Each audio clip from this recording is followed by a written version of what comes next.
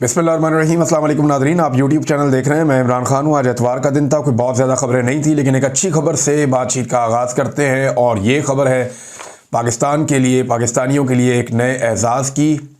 पाकिस्तान के कोहे पैमा है सरबाज खान, उन्होंने एक नई तारीख रकम की है।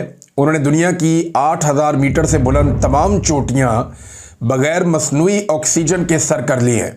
ये बहुत बड़ा कारनामा है। मैं अच्छी तरह जानता हूँ कि ऑक्सीजन के बगैर आप बुलंदी पे नहीं जा सकते। ये नहीं, बाद औक़ात मैं ट्रैवल करता रहा शिकार के लिए या हाइकिंग के लिए। हाइट्स के ऊपर जब हम जाते हैं तो सर दर्द शुरू हो जाता है। आपको वहाँ थिन ऑक्सीजन होती है, तो आप ऑक्सीजन के बगैर गुजारा नहीं कर सकते। लेकिन मसनूई ऑक्सीजन के बगैर सरबाज अली ने ये कारनामा सर अंजाम दिया, और ये पाकिस्तान के पहले कोहे पैमा हैं जिन्होंने ये काम किया। और ये ज़बरदस्त कारनामा है। पाकिस्तानियों को मुबारकबाद, सरबाज अली को मुबारकबाद। अल्लाह ताला आपको और कामयाबी अता फरमाए। आप पाकिस्तान के लिए और एजाज़ भी जीत कर लाएँ और कामयाब रहें। नाज़रीन, इमरान खान साहब बाहर आ रहे हैं, नहीं आ रहे, रोज़ाना हम इसी के ऊपर बात करते हैं। ज़ुल्मे खलीलज़ाद ने भी इसके ऊपर बात की है, डोनाल्ड ट्रंप के साथी हैं। इन्होंने इसके ऊपर 2 ट्वीट्स किए हैं। एक ट्वीट में उन्होंने वो बात की जो खबर उन तक पहुंची है। दूसरे ट्वीट में उन्होंने अपना एनालिसिस किया और बताया कि ये भी चीज़ें पता चल रही हैं, और अगर ये हो जाता है तो नतीजा क्या निकलेगा। लेकिन सबसे पहले आप ज़ुल्मे खलीलज़ाद को देखें। वो ये कहते हैं कि there are reports that Imran Khan will be released soon, कि रिपोर्टें आ रही है कि इमरान खान को जल्दी छोड़ दिया जाएगा। मैं उम्मीद करता हूं कि ये रिपोर्टें सच्ची हूं। पाकिस्तान को जो है इससे फ़ायदा पहुंचेगा इमरान खान साहब को रिहा करने से, पाकिस्तान के अंदर भी और पाकिस्तान से बाहर भी।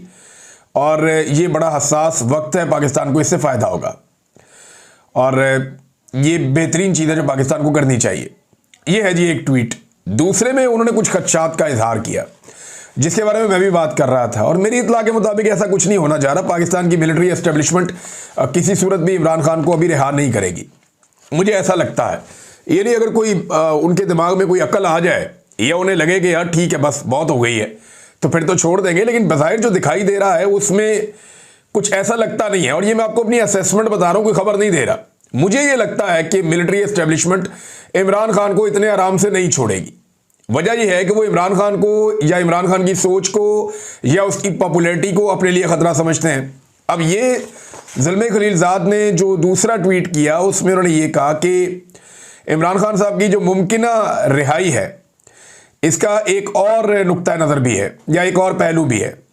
और वो ये है कि फ़ौज को भारत के साथ जो अभी कुछ कामयाबी मिली है उसकी वजह से वो अपने आप को मजबूत महसूस कर रही है। और इस तरह मिलिट्री एस्टेब्लिशमेंट जो है वो इस नतीजे पर पहुंची है कि जमहूरियत या पाकिस्तान तरीके इंसाफ की तरफ कोई मुस्बत काम करने की ज़रूरत ही नहीं है। यानी तरीके इंसाफ और जमहूरियत के लिए कुछ करने की ज़रूरत नहीं है। यहाँ अल्लाह ताला ने कामयाबी जो पाकिस्तान की एयरफोर्स को दी है, उससे फ़ौज ने खुद को मजबूत महसूस किया है। मैं पिछले वीलॉग में ये बात भी कर रहा था कि एक रिलीफ मिला है पाकिस्तान की मिलिट्री एस्टेब्लिशमेंट को, और यहाँ वो फैसला कर सकते हैं कि उन्होंने अब अक्लमंदी वाले रास्ते पे जाना है या उसी रास्ते पे चलना है जिस पे वो 3 साल से चल रहे थे। वैसे उसी रास्ते पे चलेंगे तो उसी तरह का नतीजा होगा जैसा पहले हुआ था। और हर बार ये नहीं होगा कि पाकिस्तानी कौम जो है वो गैर मशरूत तौर पे आगे साथ खड़ी हो जाएगी। देखिए, इंडिया के साथ जब भी लड़ाई होगी तो कौम आपके साथ खड़ी होगी, ये तो बात सच है। कौम को खड़ा होना पड़ेगा। लेकिन क्या बाकी मामला ख़त्म हो जाएंगे सारे? मिलिट्री एस्टेब्लिशमेंट, फ़ौज और अवाम के बीच में जो एक दूरियां हैं, ये खतरनाक हद तक फिर बढ़ती चली जाएंगी। बहरहाल उन्होंने कहा जी कि कोई अगर ज़रूरत नहीं है, एस्टेब्लिशमेंट ये समझ रही है और इस तरह का कोई फैसला कर लिया गया है, तो ये दूरंदेशी नहीं है। इससे जो है वो काम ख़राब हो जाएगा और कौमी इत्तेहाद जो है उसको भी, और बाकी चीज़ों पोलराइजेशन पाकिस्तान में बढ़ेगी, मईशत को भी नुकसान पहुँचाती रहेगी ये चीज़। तो ये 2 ट्वीट्स हैं ज़ुल्मे खलीलज़ाद की। एक में उन्होंने कहा जी कि अगर तो इमरान खान को छोड़ने का फैसला हुआ तो बिल्कुल ठीक फैसला है, पाकिस्तान को इसका फ़ायदा होगा।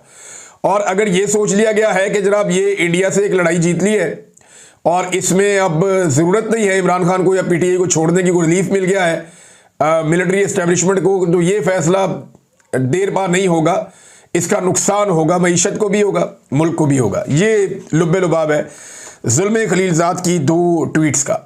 और देखें, इमरान खान को मैं जो कहता हूँ कि नहीं छोड़ने का मामला लगता है, तो DGISPR को जब मैंने सुना वहाँ से मुझे कुछ आइडिया हुआ।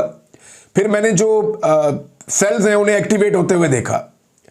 यानी वो नून लीग का मीडिया सेल जो बिल्कुल खामोश था जंग के दौरान, उन्हें मैंने देखा कि एकदम से वो फतवे लेकर मार्केट में आ गए। और जो सोशल मीडिया, आपका टाउट सोशल मीडिया है, जो एस्टेब्लिशमेंट के साथ जुड़ा रहता है, उसको हम देखते हैं, हमें आइडिया हो जाता है, वो भी फतवे लेकर मैदान में आ गए। फिर कुछ ऐसे चैनल जो चलाए जाते हैं, पाकिस्तान की मिलिट्री एस्टेब्लिशमेंट की ज़ेर निगरानी एजेंसियां उनको चलाती हैं, वो चैनल्स भी एक ख़ास किस्म का बयानिया लेकर चल रहे थे। ये सारी चीज़ें बता रही हैं कि ये एक धोखा दिया जा रहा है कि शायद कोई मामला तय हो रहे हैं, कोई मुज़ाकरात हो रहे हैं, कोई इमरान खान की रिहाई होने वाली है। मुमकिन है इमरान खान साहब की रिहाई हो जाए, ये मुमकिन भी है, लेकिन साथ साथ ये एक धोखा भी है। देखिए, मैं जब कहता हूं ना मुमकिन भी है, तो कोई एक इवेंट चीज़ों को बदल सकता है। इदारे के अंदर भी अलग अलग तरह की सोच है ना। एक वो लोग हैं जो बेनिफिशरी हैं मौजूदा रजीम के। इस इदारे के अंदर कुछ लोग ऐसे हैं जो टॉप की आदत है, जो मौजूदा रजीम की बेनिफिशरी है। उन्हें लगता है जब तक ये सेटअप चलता रहेगा, हमारा काम धंधा चलता रहेगा, कोई मसला ही नहीं है। कुछ ऐसे हैं जो कहते हैं बस बहुत हो गई यार, बस कर दो। एक पॉलिटिकल पार्टी को या पाकिस्तान की आवाम को और कितना कुचलना है, मुल्क के सबसे मकबूल लीडर के साथ और कितनी ज्यादती करनी है। तो ये दो तरह की सोच है। अब इसके बीच में मुकाबला है। जब एस्टेब्लिशमेंट के अंदर ये सोच गालिब आ जाएगी कि हमने भाई वापस जाना है, वापस बैरक्स में जाना है, हमने बॉर्डर पे जाना है, बैरक में जाना है, हमने ये काम नहीं करना जो गंदा काम है, जो हमारा है ही नहीं, तो उस वक्त इमरान खान साहब भी बाहर आएंगे, चीज़ें ठीक हो जाएंगी। लेकिन अगर दूसरी तरफ की सोच गालिब रहती है कि हमें अपना मफाद चाहिए और इमरान खान को और पीटीआई को ऐसे ही हमने दबाते रहना है और मौजूदा रजीम हमें फ़ायदा दे रहा है तो इस फ़ायदे के साथ चलना है, तो फिर ये स्टेटस को जारी रहेगा। तो ये बिल्कुल सिंपल चीज़ है। शाह मोहम्मद कुरैशी साहब जो है वो अस्पताल पहुंच गए, कार्डियोलॉजी अस्पताल उन्हें मिलने के लिए। परवेज़ इलाही साहब भी गए। शाह साहब की हालत बहुत ख़राब हो गई, वो बीमार हो गए। 2 साल से वो फस्तायत भुगत रहे हैं और सिर्फ कसूर एक ही है, यानी ये शख्स कराची में मौजूद था अपनी अहलिया के इलाज के लिए। साबिक वज़ीर ख़ारजा है, पाकिस्तान के एक मोतबर सियासतदान है, लेकिन जो सलूक इनके साथ किया गया उसकी वजह क्या है? वजह सिर्फ इतनी है कि मिलिट्री एस्टेब्लिशमेंट की बात नहीं मानी, इमरान खान के खिलाफ जो है वो एक बयान नहीं दिया, इमरान खान के खिलाफ जो है वो मिलिट्री एस्टेब्लिशमेंट के कहने के ऊपर दूसरे ग्रुप के अंदर शामिल नहीं हुए। और जो लोग दूसरे ग्रुप में शामिल हुए उनकी हालत तो देखें आप। जहांगीर तरीन किधर है, अलीम खान किधर है, परवेज खटक किधर है, महमूद खान किधर है, जो बाकी लोग शामिल हुए, कराची से कुछ लोग हैं, कुछ पंजाब से हैं, कोई इधर उधर से, उन सारों की सियासत ही तबाह होगी। आज वो सारे कोशिश कर रहे हैं कि वो वापस आ जाए और पछता रहे हैं कि शाह मोहम्मद कुरैशी साहब ने हौसला कर दिया, खड़े हो गए, हम भी खड़े हो जाते। अब परवेज इलाही साहब गए, उनको मिलने के लिए उनकी इयादत भी की है, तो PIC में उन्हें दाखिल किया गया है। और मेरी इत्तला के मुताबिक शाह मोहम्मद कुरैशी साहब को और यास्मीन राशिद साहब को जल्दी छूट जाना चाहिए, क्योंकि मेरे पास कुछ इन्फॉर्मेशन है और बड़ा दबाव है पाकिस्तान की एस्टेब्लिशमेंट पर भी कि इन्हें छोड़ दिया जाए। लेकिन मियां नवाज शरीफ साहब को प्रॉब्लम यह है कि अगर यास्मीन राशिद साहब बाहर आ जाती हैं तो उनकी सीट खतरे में पड़ेगी। खतरे में नहीं भी पड़ेगी तो वो गंदे होंगे, उनकी सियासत गंदी होगी, ये उनको प्रॉब्लम है। बहरहाल शाह मोहम्मद कुरैशी साहब जो हैं वो अस्पताल में बीमार पड़े हुए हैं, बाकी लोग भी बीमार हैं, यानी एजाज चौधरी साहब की हालत आपके सामने, बुजुर्ग आदमी है। मियां महमूद रशीद साहब को मैं खुद जेल में मिला हूँ, उनकी हालत बहुत ख़राब थी, उन दिनों भी उनका इलाज चल रहा था। उमर चीमा साहब के बाजू फ्रीज हो गए, उन्हें नंगे फर्श पे नीचे सर्दी के अंदर लटाते रहे, तो उनकी भी हालत ख़राब हो गई है। यास्मीन राशिद साहबा जो है वो कैंसर की सर्वाइवर है, उनके साथ जो किया गया इस उम्र में, इस ब्रूटैलिटी का तो कोई और एग्जाम्पल है नहीं जो उनके साथ किया गया। तो हर तरह का जुल्म और ज्यादती हम देख रहे हैं और इमरान खान साहब के केसेस भी नहीं लग रहे हैं। एक तरफ तो ये है ना कि कुछ लोग दावा करें इमरान खान बाहर आने वाले, भी बाहर आना है तो पहले केसेस लगाओगे तो बाहर आएंगे ना। ये तो नहीं हो सकता कि एग्जीक्यूटिव ऑर्डर के साथ इमरान खान साहब रिहा होकर बाहर आ जाए। ये तो नहीं हो सकता कि आप एक एग्जीक्यूटिव ऑर्डर जारी करें, जी इमरान खान रिहा, वो बाहर आ जाए। होना तो ऐसे ही है ना। देखिए, पीछे से ऑर्डर तो एस्टेब्लिशमेंट का ही आना है कि यार अदालतों को बोलो कि अब इंसाफ कर दें, एस्टेब्लिशमेंट का ही ऑर्डर आना है कि कानून के मुताबिक कर दें, तो वहीं पे इमरान खान की जमानतें हो जाएंगी। लेकिन जमानतें तो तब होंगी ना जब केसेस लगेंगे। ये खालिद यूसुफ चौधरी साहब ने अभी क्लेम किया है दोबारा कि जो इमरान खान साहब के केसेस हैं वो बदस्तूर नहीं लग रहे। अगले हफ्ते के लिए भी अभी तक किसी कॉज लिस्ट के अंदर इमरान खान साहब का नाम नहीं आया। तो जो अपीलें इमरान खान साहब ने की हुई हैं अपने केसेस के खिलाफ, वो अपीलें ही नहीं लग रही हाई कोर्ट के अंदर। अपील लगेगी तो इमरान खान साहब बाहर आएंगे। तो ये भी कहानी है। अभी तक जब मैं आपसे बात कर रहा हूं, जितना मैंने सुना या जितनी चीजें मैंने पढ़ी हैं उसके मुताबिक तो फिलहाल ये कहानी है। नादरीन, शाहिद अफरीदी साहब पे पाकिस्तान में बहुत तनकीद हो रही है। उन्होंने आर्मी चीफ साहब को चूम लिया। तो भाई जब आर्मी चीफ साहब को कोई एतराज़ नहीं है चूमने पे, तो बाकी लोगों को क्या एतराज़ है कि वो शाहिद अफरीदी साहब पे तनकीद करें कि क्यों चूमा है उन्होंने। भाई वो अपनी इंडिविजुअल कैपेसिटी में कुछ भी करें, उन्हें ये करने का हक है। हाँ, उस जगह पे मैंने एतराज़ किया था जहाँ पे वो पीठ में छुरा घोंपते हैं कि पहले कहते हैं इमरान भाई, और फिर सारी तनकीद भी इमरान खान पे कर देते हैं, इमरान खान की वाइफ पे कर देते हैं और शहबाज शरीफ को हीरो बना देते हैं। तो वहाँ मैंने तनकीद की थी, वो जायज़ थी। कोई किसी को चूमे, कोई कुछ करे, उसके ऊपर किसी किस्म का कोई एतराज़ नहीं होना चाहिए। ये उन दोनों लोगों का इनफरादी मामला कि वो आपस में कैसे मिलते हैं, कैसे एक दूसरे के साथ ताल्लुक़ रखते हैं। और वैसे भी पाकिस्तानी फ़ौज जो है उसने अभी एक लड़ाई जीती है, तो फरते जज्बात के अंदर अगर उन्होंने ये चूमा है तो इससे कोई फ़र्क पड़ना नहीं चाहिए। लेकिन पाकिस्तानी जो है वो तो मौके की तलाश में रहते हैं, और पाकिस्तान तहरीक इंसाफ के लोग वो तो शाहिद अफरीदी को ये समझते हैं कि क्योंकि ये इमरान खान का दुश्मन बना हुआ है, इसने हर वो मजाक उड़ाया इमरान खान का जो नहीं उड़ना चाहिए था। इमरान खान के पैर पे प्लस्तर बंधा हुआ था टांगों पे, उसका भी इसने मजाक उड़ाया जहाज़ के अंदर बैठ के, गाड़ी के अंदर बैठ के। तो शाहिद अफरीदी ने बार बार इमरान खान का मजाक उड़ाया और शहबाज शरीफ से अभी शील्ड भी वसूल की है हाल ही में। तो यानी मुझे समझ भी नहीं आई वो शील्ड, दो लोगों का मुझे समझ नहीं आया। एक शहबाज शरीफ ने शाहिद अफरीदी को जो शील्ड दी वो क्यों दी, दूसरा गवर्नर खैबर पख्तूनख्वा ने हकीम लोहापाड़ को जो वो दिया, मेडल बनाया, वो क्यों बनाया। ये दो चीज़ें मुझे अभी तक समझ नहीं आई। किसी दोस्त के पास इन्फॉर्मेशन है तो बता दे। बहरहाल ख्वाजा आसिफ ने जो एक स्टेटमेंट दिया, ये तो चलें थोड़ा सा लाइटर नोट में बात हो गई। ख्वाजा आसिफ ने जो स्टेटमेंट दिया ये बड़ा संजीदा है। ख्वाजा आसिफ ने कहा कि जिन तालिबान के लिए दुनिया भर के इल्ज़ामात हमने बर्दाश्त किए, जिनको सपोर्ट किया, आज वही इसराइल और हिंदुस्तान के साथ खड़े हैं। ये ख्वाजा आसिफ का स्टेटमेंट है।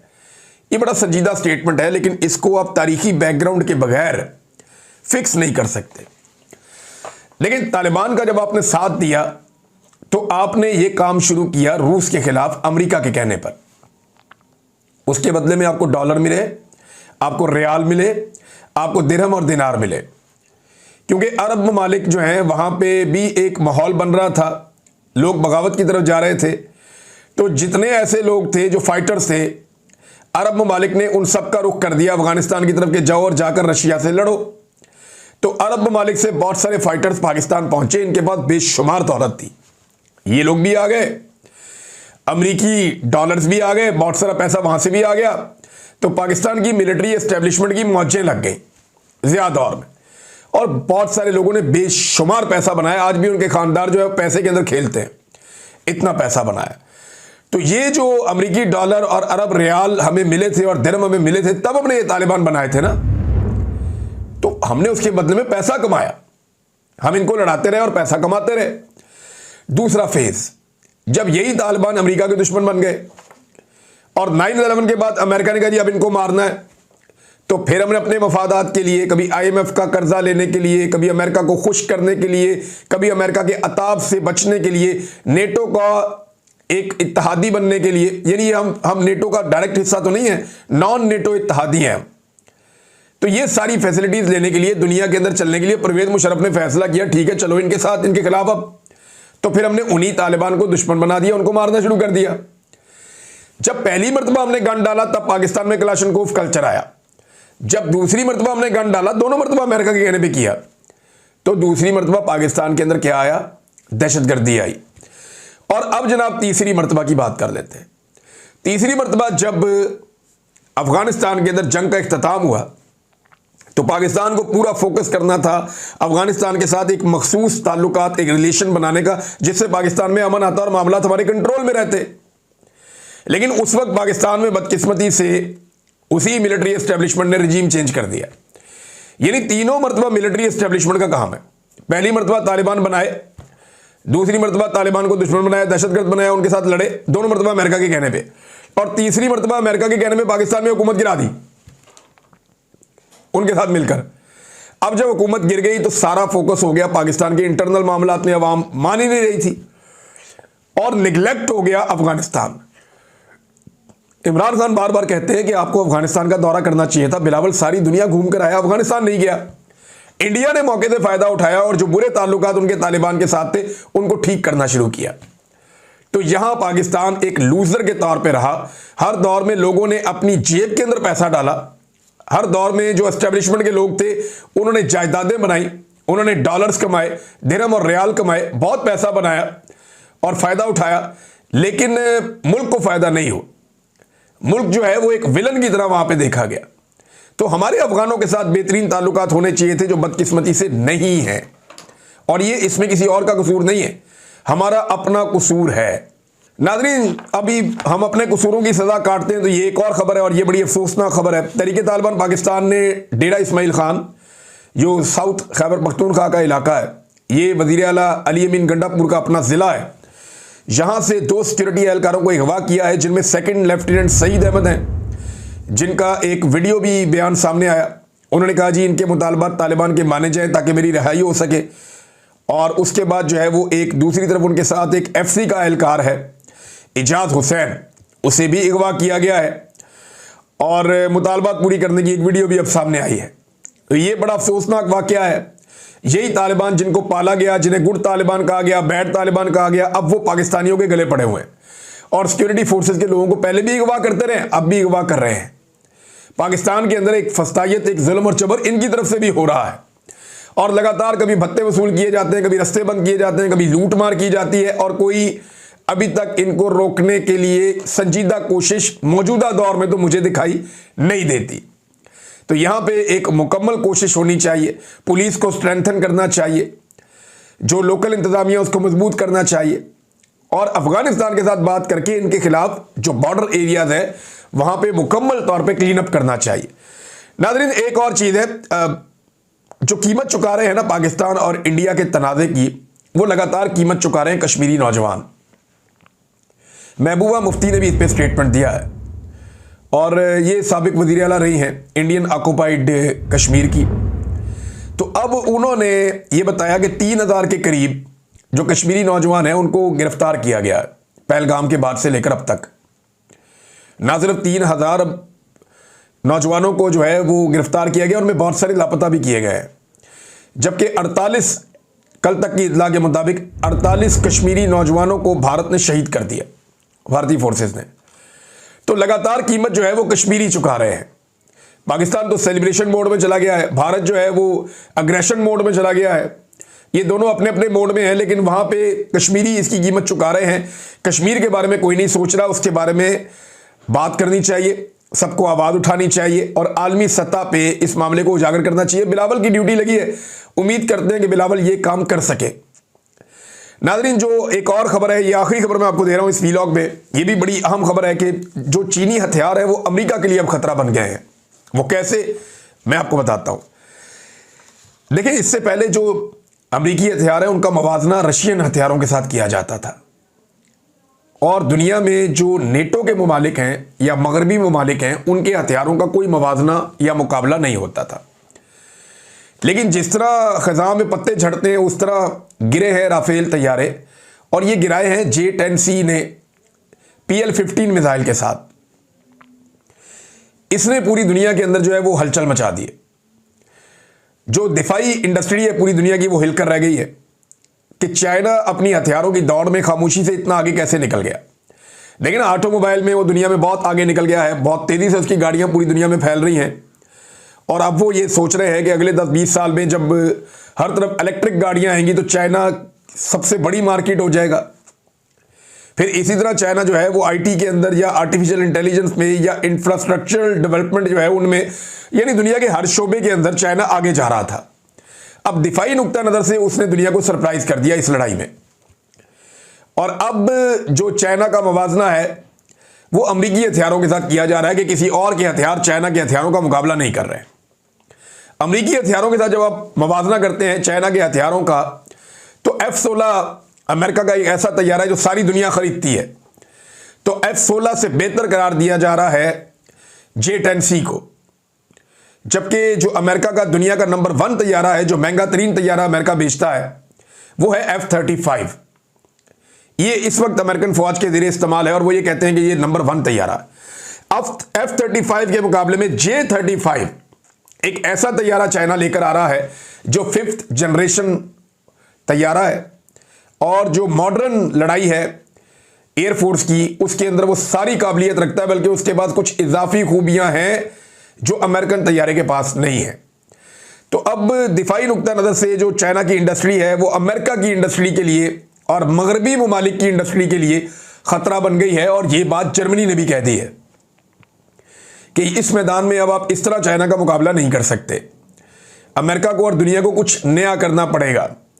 यहां पे देखें ना, जो एक नया इत्तेहाद बन सकता है, मैं बहुत अरसे से उसके बारे में बात करता चला आया हूं कि चाइना, रशिया, पाकिस्तान और बाकी आसपास के खित्ते के तमाम ममालिक, सेंट्रल एशियन ममालिक या जो यूरोपीय ममालिक हैं फर्दर वो भी साथ शामिल हो जाएंगे, क्योंकि यूरोप का जो है वो डिस्टेंस चाइना से या एशिया से इतना ज़्यादा नहीं है।